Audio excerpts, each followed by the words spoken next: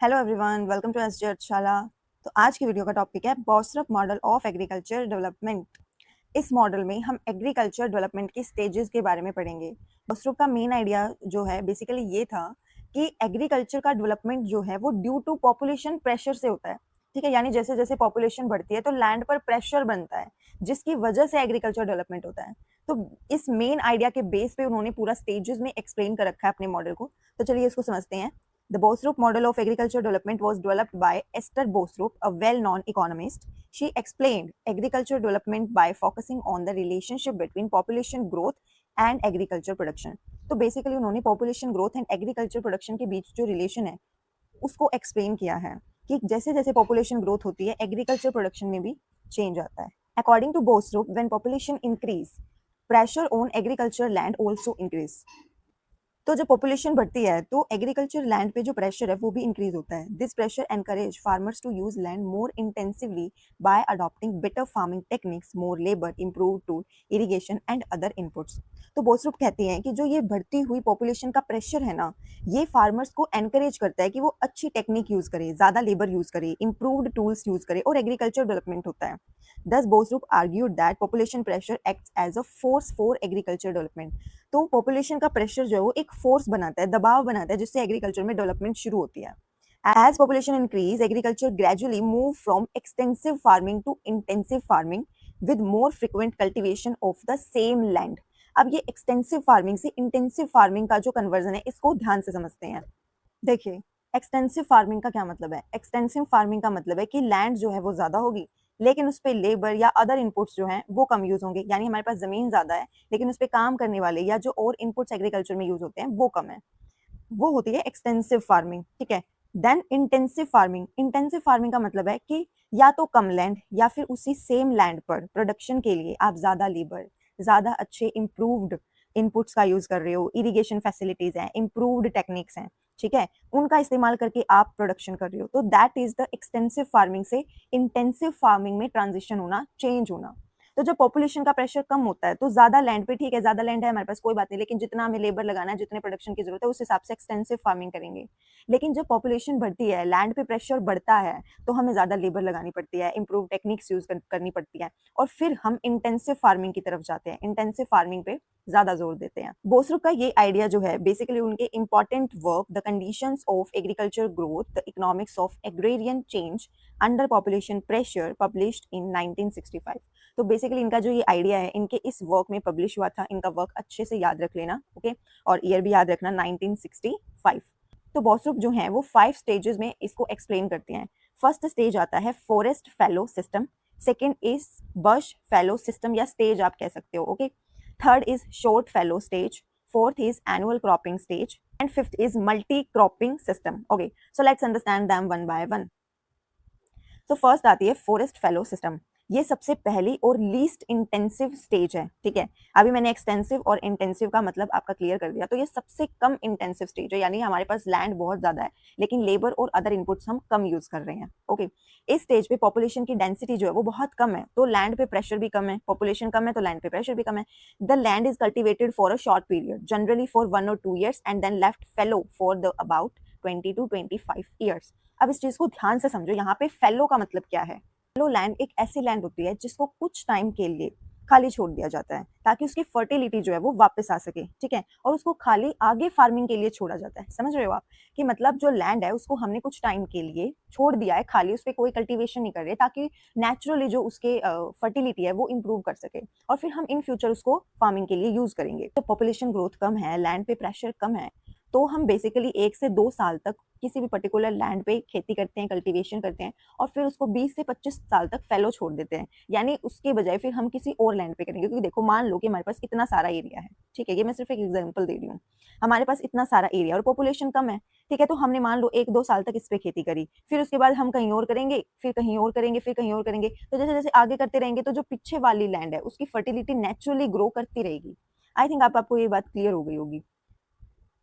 तो इसमें short period के लिए कल्टीवेशन किया जाता है 1 से 2 साल में और फिर उसको फेलो छोड़ दिया जाता है, इसलिए इसको बोलते हैं first fellow system. During this long fellow period land becomes covered with forest vegetation again. अब तुम एक लैंड को इतने सालों तक खाली छोड़ोगे तो ऑब्वियसली उसमें क्या होगा, फॉरेस्ट वेजिटेशन अगेन, यानी फिर से पेड़ पौधे उग जाएंगे. Okay, when farmers want to cultivate it again they clear the forest vegetation often by cutting और burning it.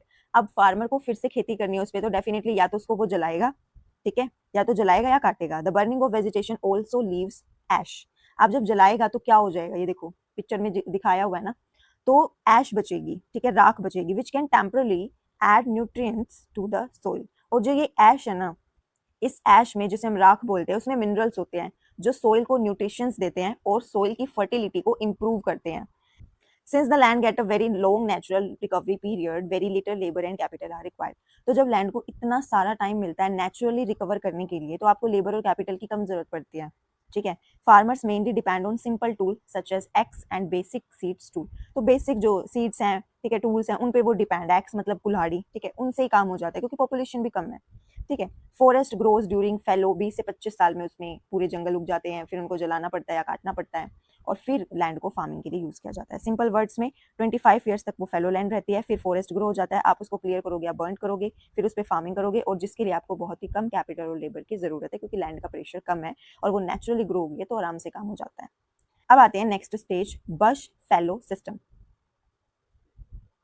Bus fellow system. अब इसमें क्या होता है, with the increase in population pressure on land also increase. अब फिर से population बढ़ती है, पॉपुलेशन तो लगातार बढ़ ही रही है, तो जिसके कारण लैंड पे प्रेशर अब इंक्रीज हो रहा है. अब पॉपुलेशन तो लगातार बढ़ रही है बट वो एकदम से तो नहीं बढ़ रही है, धीरे धीरे उसमें इंप्रूवमेंट हो रही है. तो फर्स्ट स्टेज में कम है, सेकंड में अब थोड़ी सी बढ़ी है, तो हमारा लैंड पे प्रेशर भी बढ़ा है. अब फार्मर जो है वो 20-25 सालों के लिए इंतजार नहीं कर सकता उसी सेम लैंड को दोबारा यूज करने के लिए. पहले में क्या था कि इस पे किया, फिर उसको नेचुरली छोड़ दिया, अब दूसरे पे कल्टीवेट करने लग गए, लेकिन अब प्रेशर बढ़ रहा है, अब उसको वही लैंड चाहिए. 20-25 साल के लिए वो वेट नहीं कर सकता. Therefore the fallow period become shorter, generally around 6 से 10 साल. अब फेलो पीरियड यानी उसको खाली छोड़ने का जो टाइम है वो कम हो गया, 20-25 से कम हो गया, 6 से 10 साल हो गया. अब इस शॉर्ट पीरियड के दौरान a full forest can not develop, instead the land become covered mainly with buses and small trees. अब चूंकि साल कम हो गए तो पूरे पेड़ नहीं बनते हैं, बल्कि बशेस और स्मॉल ट्रीज यानी छोटे पेड़ या झाड़ियां जो हैं वो उग जाती है, इसलिए इसका नाम है बश फेलो स्टेज या system. These bushes are cleared and the land is brought back under cultivation. उनको साफ किया जाता है और फिर से उस लैंड पे कल्टीवेशन किया जाता है. Since the same land is used more frequently, the requirement of labor and agriculture inputs increases compared to forest fallow stage. अब पिछली स्टेज के कंपैरिजन में यहाँ पे लेबर और एग्रीकल्चर इनपुट की जो जरूरत है वो बढ़ गई है. ओके, तो यहाँ पे देखो पूरे बड़े बड़े पेड़ नहीं बन रहे हैं, छोटे छोटे पेड़ों को ही जो है वो काटा जा रहा है या जलाया जा रहा है. बशेस ग्रो ड्यूरिंग फेलो, तो इसमें झाड़ियां उग जाती हैं 6 से 10 साल में, फिर हम उनको क्लियर करके फार्मिंग करते हैं. Okay, third stage is short fellow system. Population continue increase हो रही है, लैंड पे प्रेशर दिन प्रतिदिन बढ़ता जा रहा है. Farmers can now leave the land fellow for only about 1 to 2 years. अब ये और कम हो गया फेलो ईयर. फर्स्ट स्टेज में था 20-25, दूसरे में 6 से 10, और अब तो 1 या 2 साल के लिए हम उसको फेलो छोड़ सकते हैं, ठीक है. During such a short fellow period mainly grass weeds and other small vegetation grow. अब इतने छोटे पीरियड में जो घास है वो उग जाती है, या वीड्स यानी खरपतवार, छोटे छोटे पेड़ पौधे उग जाते हैं, ठीक है. Small vegetation grow. Farmers return to the same land very quickly and cultivate it again. बहुत जल्दी जो है वो उसी लैंड पे जो है वो कल्टीवेशन स्टार्ट कर देता है. Plugging become more important. अब यहाँ पे प्लगिंग जो है वो इंपॉर्टेंट हो गया है. प्लगिंग का क्या मतलब है, देखिए, प्लगिंग का मतलब होता है जुताई, ठीक है, मिट्टी को हल से पलटकर या ढीला करना ताकि उस पर खेती की जा सके, ठीक है. तो प्लगिंग का मतलब है कि मिट्टी को या लैंड को कल्टीवेशन के लिए रेडी करना, ठीक है, और उसके लिए आप हल वगैरह की हेल्प ले सकते हो. Farmers also need manure, animal dung, crop waste and other organic materials to help maintain soil fertility. अब सोइल की फर्टिलिटी को मेंटेन करने के लिए फार्मर क्या यूज करते हैं, मैन्योर. मैन्योर यानी खाद. अदर जो भी ऑर्गेनिक मटेरियल्स होते हैं, पदार्थ होते हैं, ठीक है, जो सोइल को न्यूट्रिशंस देते हैं, उनका यूज किया जाता है, जैसे एनिमल डंग, ठीक है, या crop waste. Okay, therefore the requirement for labour, tools and capital increase further. अब लेबर की और एग्रीकल्चर इक्विपमेंट्स की जो नीड है वो बढ़ गई है. मतलब हर स्टेज में जो फेलो लैंड है उसका टाइम जो है वो कम होता जा रहा है, लेबर एंड कैपिटल की नीड बढ़ती जा रही है, नई नई टेक्निक्स जो है उनका यूज बढ़ता जा रहा है. Next is annual cropping system. At this stage population pressure become very high. बहुत ज़्यादा प्रेशर हो जाता है. Farmers can not afford to leave their agriculture land unused for 1 or 2 years. अब पॉपुलेशन प्रेशर ज़्यादा बढ़ रहा है, अब 1 से 2 साल तक भी फेलो लैंड छोड़ना किसान के लिए अफोर्डेबल नहीं है. Therefore the land is cultivated every year. तो हर साल, एनुअल का मतलब ही है हर साल, यानी हर साल जो है वो खेती की जाती है विद लिटल और नो फेलो पीरियड. कोई फेलो पीरियड नहीं है, हर साल की जाती है, एनुअल सिस्टम आ गया. The same land is continuously used for crop production. Since the soil doesn't get a long natural rest, farmers need to maintain its fertility through manure, fertilizer, and other input. ठीक है। अब चूंकि land को naturally rest नहीं मिला है, इतना time नहीं मिला है कि वो खुद रिकवरी कर सके, सोइल अपनी फर्टिलिटी को रिकवर कर सके, तो इसलिए सोइल की फर्टिलिटी को इंप्रूव करने के लिए फार्मर्स को मैन्योर या फर्टिलाइजर और अदर इनपुट्स का यूज करना पड़ता है। यही रीजन है कि जैसे भाई अब आप लोग कह देते हो कि पहले न्यूट्रिशन वाला खाना मिलता था पहले के टाइम में, तो पहले पॉपुलेशन प्रेशर जो है वो एग्रीकल्चर लैंड पे कम था, जिसकी वजह से जो सोइल है वो उसकी फर्टिलिटी ज़्यादा होती थी, उसमें न्यूट्रिशंस होते थे, जिसकी वजह से जो फूड होता है वो भी न्यूट्रिशन वाला होता था। अब पॉपुलेशन का प्रेशर बढ़ने के कारण ये फर्टिलाइजर यूज करने पड़ रहे हैं, और फिर हमें भी वही केमिकल वाली जो फूड है वो अवेलेबल होता है। Labour, irrigation and improved agriculture techniques become increasingly important. ठीक है, तो जैसे जैसे प्रेशर बढ़ रहा है, अब इन चीज़ों का, इम्प्रूव्ड एग्रीकल्चर टेक्निक्स का यूज करना भी इंपॉर्टेंट हो गया है। The period between harvesting one crop and sowing the next can also be use productively. ठीक है, इसका मतलब क्या है कि एक क्रॉप है, ठीक है, उसकी कटाई के बाद जो नेक्स्ट फसल है उसकी सोइंग यानी उसकी बुआई के टाइम के बीच का जो टाइम होता है, यानी एक फसल आपने काटी लेकिन दूसरी बोने के बीच में टाइम है, तो उस टाइम को जो है वो प्रोडक्टिवली यूज किया जा सकता है। कैसे किया जा सकता है? उस टाइम पीरियड में एनिमल ग्रेजिंग के लिए यानी पशुओं के लिए चारा उगा सकते हो। ठीक है, तो इस टाइम पीरियड के दौरान जो है वो आप कोई भी वेजिटेशन या क्रॉप रेजिड्यू का यूज करके पशुओं को चराने के लिए यानी उनका खाना जो है वो तैयार कर सकते हो। Okay, land cultivated every year, no fallow period. ठीक है, एंड स्टबल और available vegetation used for animal grazing, यानी जो भी घास फूस या छोटे मोटे पौधे बच जाते हैं उनको एनिमल ग्रेजिंग के लिए यूज़ किया जाता है। एंड यहाँ पे जो है वो ग्रास या वीड्स जो हैं वो उस फेलो पीरियड में ग्रो हो जाते हैं।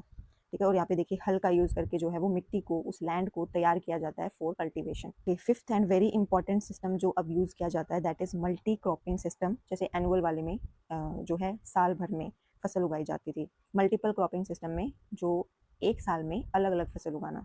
ठीक है, जैसे एनुअल वाले में तो एक ही फसल पूरे साल, लेकिन मल्टीपल क्रॉपिंग वाले में जो है अलग अलग फसल एक ही साल के अंदर। ये मोस्ट इंटेंसिव स्टेज है। ठीक है, वो फर्स्ट वाली सबसे लीस्ट इंटेंसिव थी और ये मोस्ट इंटेंसिव स्टेज है। पॉपुलेशन प्रेशर बहुत ज़्यादा हाई हो गया है, so farmers try to obtain maximum production from the available land. तो जो भी लैंड अवेलेबल है उसी से वो मैक्सिमम प्रोडक्शन करने की कोशिश करते हैं, क्योंकि पॉपुलेशन प्रेशर बहुत हाई हो गया है। Same piece of land is use to grow two और more crops in a year. उसी लैंड का यूज जो है दो या दो से ज़्यादा क्रॉप्स के लिए किया जाता है, और सूटेबल कंडीशंस में तो तीन क्रॉप भी हो जाती हैं एक साल में, जैसे कि खरीफ के टाइम पे राइस, रबी के टाइम पे वीट, और समर में वेजिटेबल्स। ठीक है, खरीफ या जिसे मानसून कहते हैं उसमें राइस उगाए, रबी यानी विंटर में वीट उगाया, और समर में वेजिटेबल। तो एक साल में एक लैंड पे जो है एक साल में तीन क्रॉप्स उगा सकते हो। सेम लैंड 2 और 3 crops per year, almost no fellow, खाली छोड़ी ही नहीं है। ज़्यादा से ज़्यादा लेबर लगेगा, तुम फसल उगाओगे तो ऑब्वियसली उस पर काम तो करना पड़ेगा। इरिगेशन फैसिलिटीज़, फर्टिलाइजर, टेक्नोलॉजी, इन सब से मैक्सिमम प्रोडक्शन होता है। इन सब का यूज़ करके ज़्यादा लेबर, इरिगेशन, फर्टिलाइजर, टेक्नोलॉजी, इन सब का यूज़ करके आप मैक्सिमम प्रोडक्शन करते हो। Thus the same piece of land produce several crops within 1 year. तो एक साल में बहुत सारी क्रॉप्स हो जाती हैं। इसमें high use of labour, irrigation, fertiliser, manure, improve seed, tool, agriculture technology, इन सब की जरूरत पड़ती है। इरिगेशन फैसिलिटीज जैसे tubewell can make multiple cropping possible in areas where rainfall alone is insufficient. जहाँ पे खाली रेनफॉल पे आप डिपेंड नहीं हो सकते, वहाँ पे ट्यूबवेल्स जो हैं इरिगेशन फैसिलिटीज को सारी क्रॉप्स तक पहुँचा देते हैं। Therefore this stage represent maximum utilization of land and highly intensive agriculture. तो ये वाली जो स्टेज है ना, उसमें लैंड का बहुत प्रोडक्टिवली यूज हो रहा है, मैक्सिमम यूटिलाइजेशन जो है ना वो इस स्टेज में हो रहा है, जैसे कि आप देख सकते हो, क्योंकि एक साल में आप 3 फसल उगा पा रहे हो, तो लैंड का अच्छे से जो है प्रॉपर यूटिलाइजेशन पॉसिबल हो रहा है। Okay, last is criticism. तो क्रिटिसिज्म क्या है, इस मॉडल में क्या कमी है? Population pressure is not the only factor. Boserup ने जो है वो पॉपुलेशन ग्रोथ पे बहुत ज़्यादा प्रेशर दे दिया है, लेकिन एग्रीकल्चर में डेवलपमेंट जो है वो गवर्नमेंट पॉलिसी से भी हो सकता है, इंफ्रास्ट्रक्चर से भी हो सकता है, कैपिटल से, मार्केट से, टेक्नोलॉजी से। ठीक है, only population pressure is the main cause of agriculture development, ये चीज़ जो है वो सही नहीं बताई गई। Technology is under emphasized. ठीक है, modern agriculture can become highly productive because of improved seeds, machinery, fertiliser, irrigation, scientific techniques, even without strong population pressure. तो वही बात होगी इसमें ऊपर वाले की, इन सब रीजंस की वजह से भी एग्रीकल्चर डेवलपमेंट हो सकता है, not only the population pressure. Sequence is not always fixed. ठीक है, तो ये कह रहे हैं कि 5 स्टेजेस 1 बाय 1 इन्होंने दिए, तो सेम ऑर्डर जो है वो फॉलो करना ज़रूरी नहीं है, नेसेसरी नहीं है। कुछ रीजंस में जो है इन स्टेजेस को स्किप किया जा सकता है बिकॉज ऑफ टेक्नोलॉजिकल और institutional changes. Environmental factors are important. इस मॉडल में जो सॉइल क्वालिटी है, रेनफॉल है, क्लाइमेट है, वाटर अवेलेबिलिटी है, इकोलॉजिकल कंडीशंस हैं, इन सब पे जो है कोई इंपॉर्टेंस नहीं दिया गया, इन सबको कोई इंपॉर्टेंस नहीं दिया गया।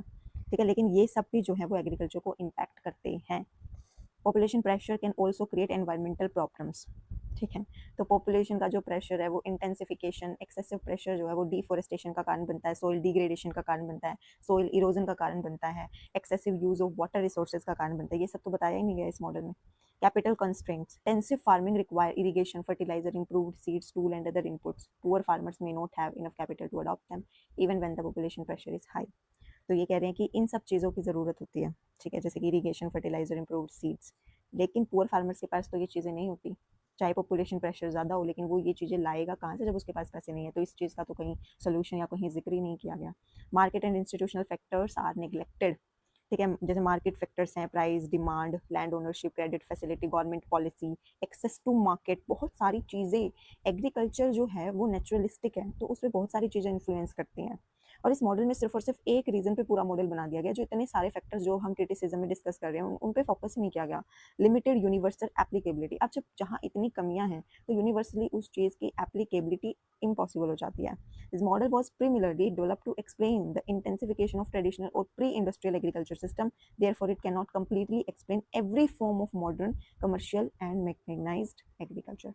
ये कम्प्लीटली जो है मॉडर्न कमर्शियल और मैकेनाइज्ड एग्रीकल्चर को एक्सप्लेन नहीं करता, जिसकी वजह से इसकी यूनिवर्सल एप्लीकेबिलिटी जो है वो लिमिटेड है। सो कंक्लूजन में हम क्या कह सकते हैं कि Boserup model is important because it explain the population pressure can act as a stimulus for agriculture intensification and technological change. तो एग्रीकल्चर में जो इंटेंसिफिकेशन हुआ है, लैंड को इतने प्रोडक्टिवली एंड मैक्सिमम यूटिलाइजेशन जो उसका पॉसिबल हुआ है, उसमें पॉपुलेशन प्रेशर का कहीं ना कहीं बहुत ज़्यादा योगदान है, एक स्टिमुलस की तरह उसने काम किया है। तो डेफिनेटली इसको बोस्टरॉप ने बहुत अच्छे से एक्सप्लेन किया है। As population increase the fallow period becomes shorter. जैसे कि हमने देखा कि थर्ड स्टेज में 1 से 2 साल हो गया था, फोर्थ में तो फिर पूरे साल ही चल रहा था। तो जैसे जैसे पॉपुलेशन प्रेशर बढ़ रहा है, फेलो पीरियड है वो कम होता जा रहा है। The farmers gradually move from extensive farming to intensive farming. तो population pressure increase, fallow period reduce, frequency of cultivation increase, labor और input increase, agriculture intensification increase। तो ये था बोस्टरॉप का पूरा मॉडल। आई होप ये आपको बिल्कुल अच्छे से क्लियर हो गया होगा। सारी जो स्टेजेस हैं वो मैंने अच्छे से आपको एक्सप्लेन कर दी हैं। तो वीडियो पसंद आई तो वीडियो को लाइक करना, चैनल को सब्सक्राइब करना। मिलते हैं नेक्स्ट वीडियो में। Till then bye, have a nice day, God bless you.